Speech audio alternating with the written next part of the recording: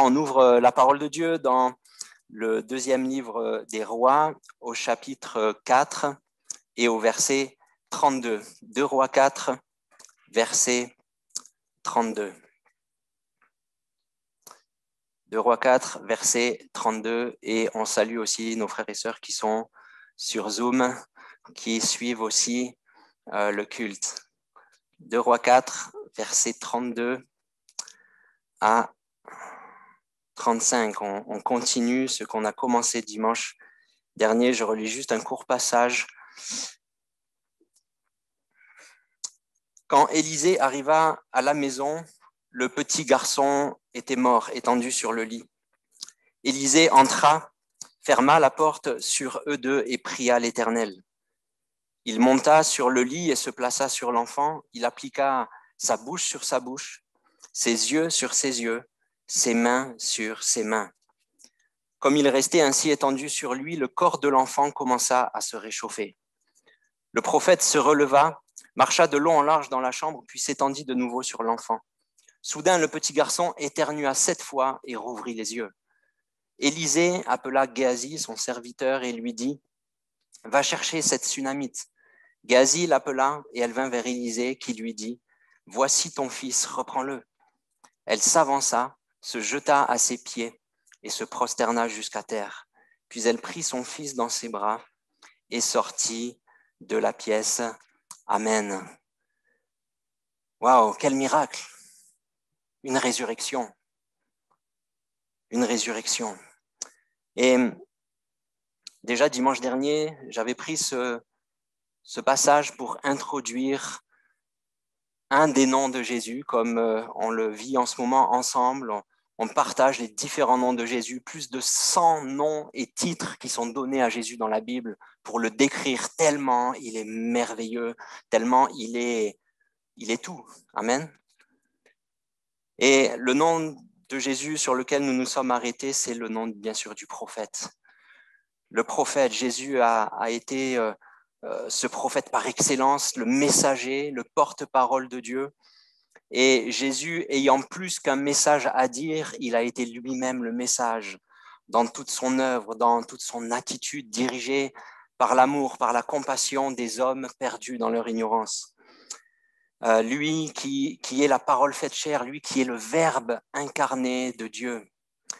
Et nous l'avions partagé dimanche dernier, le geste du prophète Élisée annonce prophétiquement l'œuvre de Jésus qui veut nous communiquer sa vie en se plaçant là, bouche contre bouche. Et nous avions partagé ce premier point dimanche dernier, sa parole dans nos bouches. Les yeux contre les yeux, on va s'arrêter sur cette notion aujourd'hui, et les mains sur les mains qui nous parlent bien sûr de l'œuvre de notre foi, les actes conduits par l'amour qui fait que chacun de nous, nous sommes les mains de Jésus dans ce monde. L'Église est le corps de Christ qui poursuit le ministère que Jésus a commencé sur cette terre. En étant sa bouche, oui, il y a la mission de propager le message de l'Évangile, et plus que de le dire, c'est aussi de le montrer, de le démontrer. D'être là, ses yeux animés d'un regard de compassion pour ceux qui se perdent. Être ses mains en agissant en son nom dans les œuvres bonnes que Dieu a préparées d'avance pour son peuple.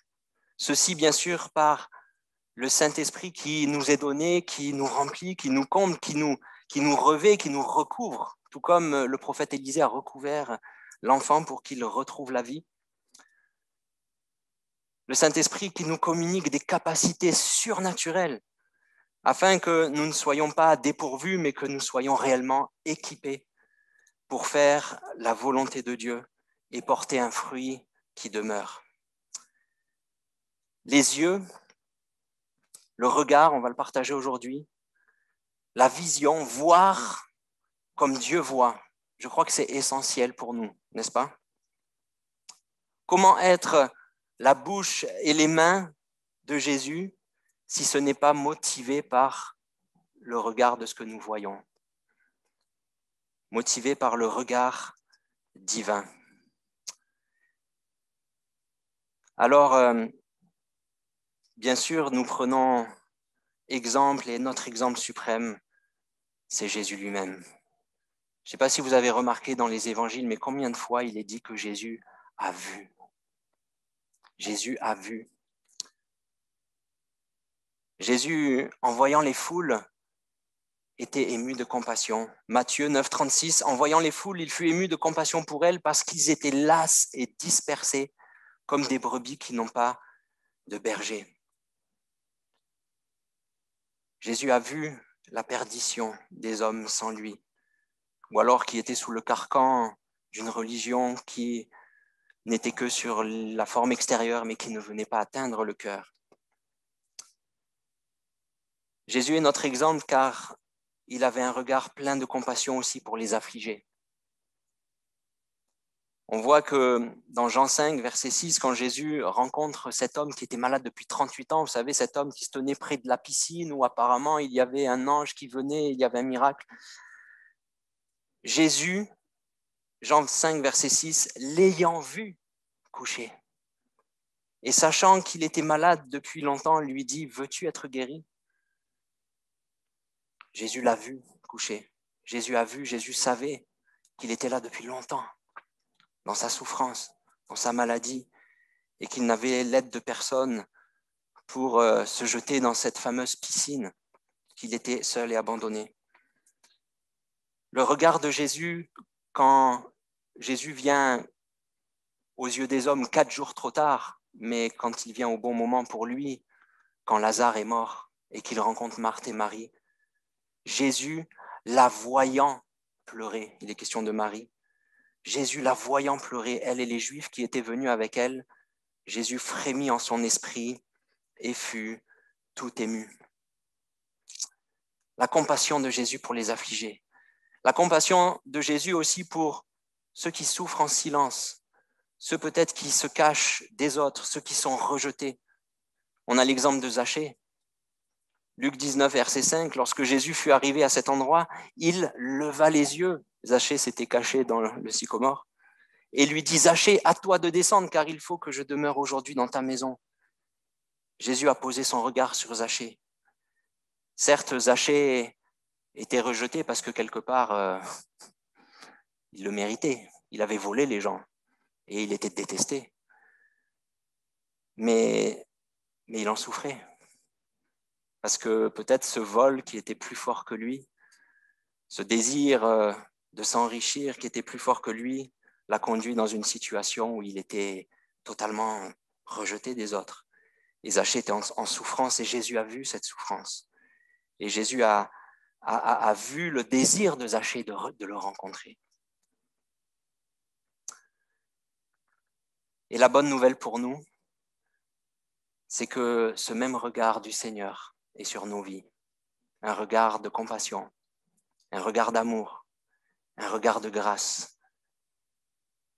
Un regard où le Seigneur compatit à nos difficultés, le Seigneur compatit à nos épreuves, où le Seigneur voit nos difficultés.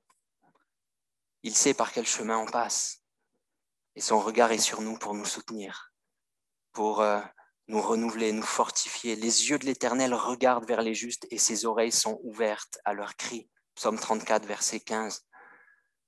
Il y a tant de versets qui nous montrent que le regard du Seigneur est sur nous. Et ça, c'est la bonne nouvelle. C'est que nous ne sommes pas abandonnés, nous ne sommes pas orphelins, non. Il est notre Père, il nous a adoptés en Jésus-Christ. Et il a son regard sur nous, il prend soin de nous. Et si Jésus a ce regard, et si nous sommes son corps, je crois que c'est aussi pour que nous ayons nous-mêmes le même regard que lui. Jésus veut mettre les yeux sur nos yeux, ses yeux sur nos yeux. Alors on peut se poser une question. Est-ce que mon regard sur le monde est le même que le regard de Jésus sur le monde? Est-ce que notre regard n'a pas besoin d'être revigoré, renouvelé par l'onction du Saint-Esprit? Un regard de compassion, un regard d'amour. Est-ce que j'ai en tout temps un regard d'amour sur ceux qui m'entourent? Un regard de compassion? Et si nous sommes vrais avec nous-mêmes, on peut constater que parfois, on peut défaillir dans cet amour, dans cette compassion qu'on porte sur les autres. Quelqu'un a dit, le contraire de l'amour n'est pas forcément la haine, ça peut être tout simplement l'indifférence. Et Seigneur, pardonne-moi pour mes indifférences. Pardonne-moi, Seigneur, pour mon égoïsme. Pardonne-moi parce que souvent je regarde qu'à moi-même. Et notre regard, et c'est Jésus qui le dit à une église de l'Apocalypse, à ces églises auxquelles le Seigneur donne ses exhortations, ses reproches, mais aussi le moyen d'en sortir. Il dit à l'église de Laodicée, Apocalypse 3, verset 18, « Je te conseille d'acheter de moi de l'or éprouvé par le feu, afin que tu deviennes riche, des vêtements blancs, afin que tu sois vêtu et que la honte de ta nudité ne paraisse pas, et un collier pour oindre tes yeux, afin que tu vois, bien sûr, les réalités célestes, afin que tu vois l'héritage glorieux que Dieu donne, mais aussi afin d'avoir un regard oint, le même regard que Jésus, pour voir vraiment la réalité des choses. Le regard sur la souffrance qui nous entoure, le regard sur la réalité de l'avenir de ceux qui nous entourent, comme étant ceux qui sont perdus, voués à la perdition. Un regard sur nos frères et sœurs pour voir aussi que mon frère et ma sœur est comme moi, un enfant de Dieu précieux, un regard plein d'honneur, de considération, un regard sur la souffrance qui nous entoure, le même regard que Jésus. Et je me souviens d'un témoignage d'un missionnaire qui travaillait au Liban, qui nous racontait que quand il est arrivé là-bas, conduit par le Seigneur, et a commencé une œuvre à partir de rien du tout, simplement en étant là, en témoignant aux gens, et avec beaucoup de persévérance, beaucoup de prières, le Seigneur a conduit des contacts vers des personnes qui étaient malades. Il a prié pour elles au nom de Jésus, elles ont été guéries, mais elles ne se sont pas converties. Elles ont pris la guérison pour elles, mais elles ont continué leur vie sans Jésus, un peu comme les 9 lépreux qui ont été guéris, mais qui ne sont pas revenus vers Jésus. Et puis, il était agacé, il dit, mais Seigneur, je souhaite quand même que ces personnes se tournent vers toi, que les miracles conduisent à la foi en toi. Et il y a eu des guérisons et d'autres, et puis les personnes ne s'approchaient pas de Jésus. Mais à un certain moment, des personnes se sont converties. Des personnes ont donné leur cœur au Seigneur. Et une des premières chrétiennes qui était là à embrasser la foi dans la ville où ce frère travaillait avec son épouse, elle priait, étant toute fraîchement convertie, elle était remplie du Saint-Esprit, remplie de ce regard de compassion, mais en même temps, elle avait du mal aussi peut-être à témoigner. Et un jour, tandis qu'elle était dans la prière, elle a reçu une vision de l'enfer, de la perdition, du lieu de tourment. Elle a reçu cette vision de tous ces gens qui souffrent parce qu'ils sont partis dans l'éternité sans Jésus. Et elle a été bouleversée. Elle a été bouleversée. Son regard sur les autres a totalement changé. Son regard sur les autres a été totalement transformé. Elle voyait les autres comme étant ceux qui allaient être dans ces tourments si elle ne leur parlait pas de Jésus. Elle était bouleversée intérieurement. Est-ce que nous avons ce regard? Est-ce que nous avons ce regard pour voir ceux qui sont autour de nous comme étant ceux qui sont perdus et qui ont besoin du salut de Jésus-Christ? Oui, un regard oint, un collier pour oindre nos yeux, n'est-ce pas ce dont nous avons besoin? Un regard transformé, c'est aussi avoir un regard pour comprendre que le Seigneur est pour nous et veut nous donner la victoire dans ce que nous vivons, dans l'adversité. Un peu plus loin que le passage que nous avons lu concernant Élisée, le miracle de la résurrection, il y a ce passage dans 2 Rois 6, c'est 2 chapitres plus loin, 2 Rois 6, et je vais vous le lire, où il est question aussi d'une vision des yeux qui avaient besoin d'être ouverts. 2 Rois 6, versets 15 à 17. 2 Rois 6, 15 à 17. Le lendemain matin, le serviteur de l'homme de Dieu se leva de bonne heure et sortit. Il vit qu'une troupe entourait la cité avec des chevaux et des chars.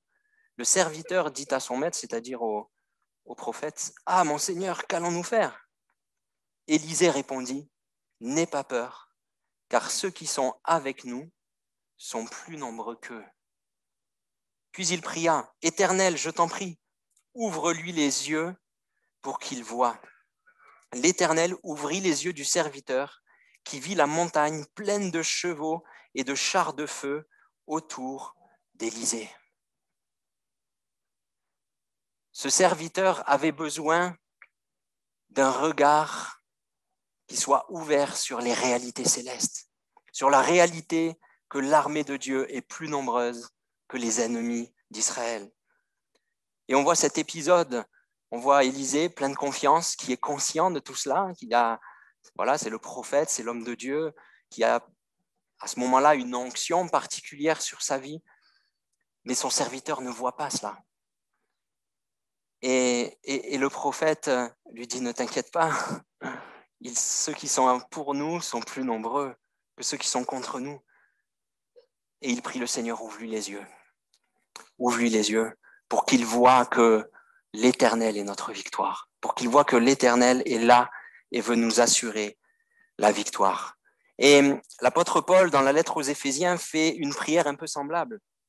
Il dit ceci, il dit que je fais mention de vous dans mes prières au verset 18, afin qu'il illumine les yeux de votre cœur, pour que vous sachiez quelle est l'espérance qui s'attache à son appel, quelle est la richesse de la gloire de son héritage qu'il réserve aux saints, et quelle est envers nous qui croyons l'infinie grandeur de sa puissance. Qu'il illumine les yeux de vos cœurs. Et je crois que les yeux de nos cœurs ont besoin d'être illuminés par les promesses du Seigneur, par cette espérance qui est la nôtre, par la richesse de cet héritage que Dieu nous donne dans sa grâce. Oui, un regard renouvelé pour voir que Dieu est avec nous, fidèle à ses promesses, prêt à nous secourir. Alors il faut un collier, il faut que les yeux du cœur soient illuminés. Et je crois aussi, troisièmement, qu'il faut que notre regard soit le regard du Seigneur qui va au-delà des apparences. On connaît l'épisode du prophète Samuel qui se rend chez Isaïe, le père de David, et qui, lui, regarde à l'apparence. Il dit, il voit le fils aîné, grand, de haute taille, grand comme le premier roi, Saül, qui dépassait tout le monde d'une tête. Il s'est dit, c'est certainement celui-là, il a l'air fort, puissant. Mais que dit le Seigneur au prophète Samuel ? L'homme regarde ce qui frappe les yeux, mais l'Éternel regarde au cœur. Et regarder au-delà des apparences pour nous, c'est regarder au cœur et demander au Seigneur le discernement pour voir dans le cœur de l'autre la souffrance. On peut faire face à des réactions des autres personnes, on peut faire face à des comportements que l'on ne comprend pas, qui peuvent nous faire souffrir, mais avoir le regard de l'Éternel, c'est voir la souffrance qui est dans le cœur de l'autre et qui le fait réagir ainsi, et avoir de la bienveillance. Regardez au cœur. Regardez aussi, avoir ce regard, c'est voir aussi ce que la personne peut devenir avec l'aide de Dieu. Je ne sais pas vous, mais quand on voit les 12 disciples avec Jésus, c'est une belle bande de bras cassés au début, hein. Excusez-moi l'expression, hein. Pierre, il est fougueux, tout feu, tout flamme, à faire des promesses qui, de toute façon, après, il ne tient pas. Et voilà, on connaît le chant du coq, le reniement. On a un Jean qui est tout mielleux à vouloir se coller contre la poitrine de Jésus, etc., etc. Après, on discute qui c'est qui sera assis à gauche et à droite du trône de Jésus. Après, on discute de savoir qui est le plus grand. Aïe, aïe, aïe. Et quelque part, si nous, on avait été Jésus, est-ce qu'on les aurait choisis? Est-ce qu'on leur aurait accordé notre confiance? Quand on voit un Pierre avant la Pentecôte, on se dit, celui-là, on ne peut pas lui faire confiance. Et pourtant, Jésus les a envoyés avant la Pentecôte plusieurs fois en mission, en les équipant, en leur donnant autorité sur les démons. Et puis les malades étaient guéris, les démons étaient chassés, et puis ils revenaient tout heureux. Et bien sûr, ils ont vécu des belles choses, mais Jésus voyait en eux les apôtres qu'ils deviendraient ensuite pour que l'Église naisse sur ses fondements. Jésus voyait au-delà des apparences. Jésus a été très patient pour être avec eux H24 pendant plus de 3 ans. Mais Jésus voyait qui ils allaient devenir après la Pentecôte. Jésus a vu qu'ils seraient les apôtres, qui seraient là un peu comme les pierres fondatrices de l'Église. Jésus a vu d'avance que ces apôtres-là seraient sa bouche, remplis de la parole avec assurance, prêchés sous l'onction du Saint-Esprit avec assurance. Jésus a vu en eux qu'ils seraient ses yeux, car les apôtres étaient animés de la vision du salut des âmes. Et Jésus a vu d'avance chez eux qu'ils seraient ses mains, puisqu'ils accompliraient par leurs mains des miracles, des guérisons. Jésus a vu ça en eux. Et nous, quand nous voyons les uns les autres, quand nous rencontrons peut-être d'autres personnes, d'autres frères et sœurs de l'Église ou même des gens dans ce monde qui nous entourent, est-ce que nous voyons en eux ce qu'ils peuvent devenir en Christ? Est-ce que notre voisin, nous le voyons seulement comme notre voisin qui nous casse les pieds parce qu'il met toujours sa poubelle au mauvais endroit? Ou est-ce qu'on le voit potentiellement comme un frère en Christ, avec qui on pourra prier, avec qui on pourra partager et s'encourager mutuellement? Quand on voit un jeune dans l'église, un ado ou même nos enfants, est-ce qu'on imagine qui ils peuvent devenir en Christ et en étant remplis du Saint-Esprit? Et je crois que tout comme Jésus a considéré les apôtres comme ceux qu'ils allaient devenir, pour nous aussi, je crois que nous devons nous considérer les uns les autres avec un regard du but, de ce que chacun peut devenir et d'être acteur aussi de cet encouragement pour dire mon frère, ma sœur, oui, on a tous des progrès à faire, mais voilà, je prie pour toi, je veux t'encourager, je veux te soutenir et je sais que le Seigneur a des grandes choses pour toi et il y a un plan merveilleux et des œuvres bonnes préparées d'avance. Je ne veux pas te voir comme tu es aujourd'hui, je veux te voir comme ce que tu vas encore devenir de progrès en progrès avec le Seigneur. Être animé du regard du Seigneur, c'est donner beaucoup plus d'importance à ce regard spirituel qu'au regard naturel. C'est vrai que si nous regardons avec nos yeux humains, parfois nous pouvons être découragés. Certaines situations ne changent pas. C'est parfois long, parfois difficile. Mais la parole de Dieu nous dit que nous sommes appelés à marcher par la foi et non par la vue. À marcher avec ses yeux spirituels et non par la vue, non par cette compréhension humaine qui peut nous entraîner dans du découragement. Avoir ce regard spirituel, c'est accorder davantage d'importance et donc de priorité à ce qui a des répercussions éternelles, plutôt qu'aux choses qui n'ont que des répercussions terrestres. Et l'apôtre Paul l'exprime dans la deuxième lettre aux Corinthiens, 2 Corinthiens 4, verset 18, « Car nos légères afflictions du moment présent produisent pour nous, au-delà de toute mesure, un poids éternel de gloire, parce que nous regardons, non point aux choses visibles, mais à celles qui sont invisibles. Car les choses visibles sont passagères et les invisibles sont éternelles. Si on se laisse diriger que par les choses visibles, alors nous pouvons faire fausse route ou nous engluer dans peut-être du désespoir, du découragement. Mais si nous gardons notre regard sur les réalités invisibles, sur les promesses de Dieu, sur ce que Dieu nous réserve, alors nous pouvons marcher libres et dans la victoire.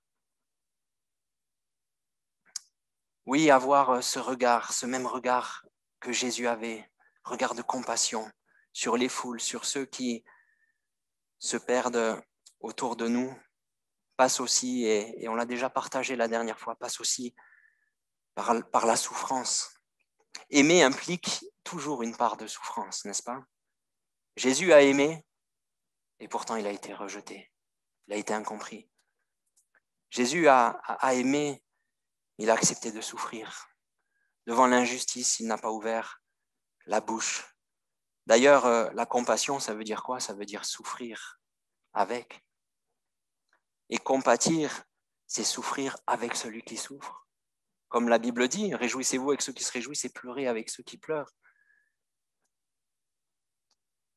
Et avoir ce regard d'amour implique que nous souffrons avec.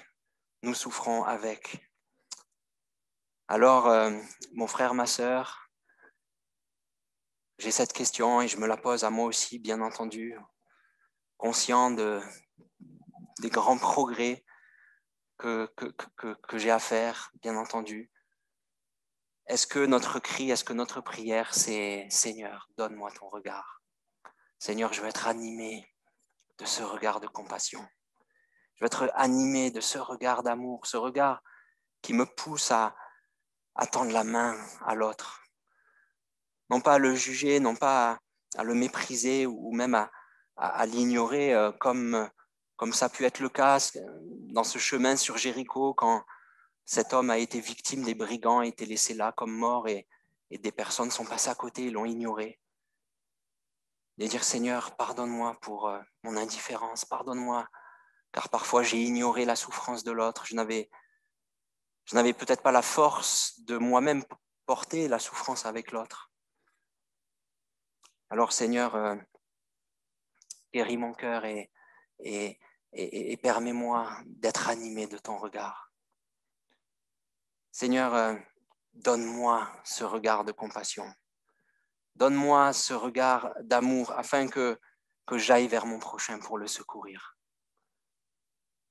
Afin que j'aille vers mon prochain pour le secourir. Afin que j'aille vers mes voisins pour leur parler de ton amour merveilleux, de ton salut, de ta grâce. Un regard de compassion. Le Seigneur veut nous donner par son esprit ce collier pour oindre nos yeux. Que nous soyons animés de ces sentiments, ayant en vous les sentiments qui étaient en Christ, lequel s'est abaissé, a pris la forme du serviteur et a servi. Amen.